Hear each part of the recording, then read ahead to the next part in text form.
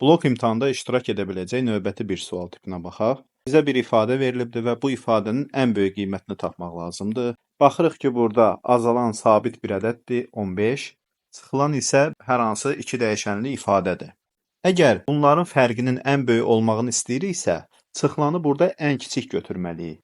Yəni x kvadratı üzərinə gəlsin y kvadratı bölünsün 4 modulda x vurulsun y-in ən kiçik qiymətini tapmalıyıq. Bunun da ən kiçik qiymətini tapmaq üçün ədədi orta və həndəsi orta mövzusundan istifadə edəcəyik. Bilirik ki, iki ədədin ədədi ortası, yəni x kvadratı üzərinə gəlsin y kvadratı bölünsün 2. Onların ədədi ortası kiçik deyil, həndəsi ortasından. Yəni x kvadratı vurulsun y kvadratına.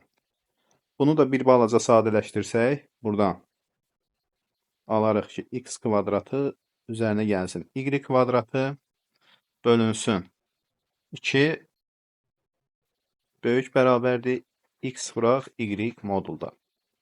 Buradan da 2-ni sağ tərəfə vursaq, x kvadratı üzərinə gəlsin y kvadratı böyük bərabərdir 2 vurulsun modulda x vuraq y.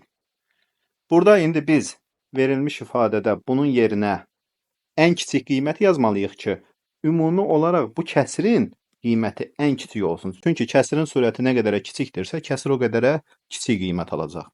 Onda bu ifadənin də ən kiçik qiyməti, yəni x kvadratı üzərinə gəlsin y kvadratının ən kiçik qiyməti 2 xy-dir bölünsün 4 xy modulda. Buradan da 1 bölə 2 alarıq.